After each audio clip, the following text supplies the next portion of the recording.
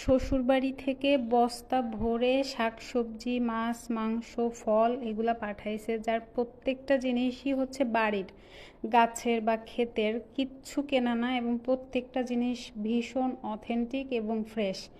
কুমড়ো শাকগুলো দেখো একদম কচি, তারপরে যে ঘাটকোল একদম মানে কচি কচি কেটে দিছে, এটা হচ্ছে পিপুল শাক।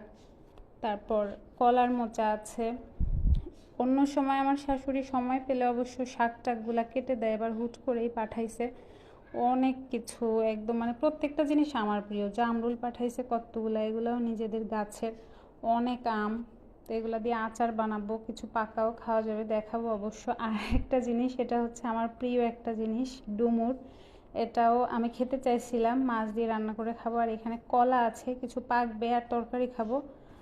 আর আছে আলু শাক, মিষ্টি আলু শাক। আর হচ্ছে একটা জিনিস দেখো, তেলাকুচু শাক। প্রত্যেকটা জিনিস আমার পছন্দের, খুবই পছন্দ করি।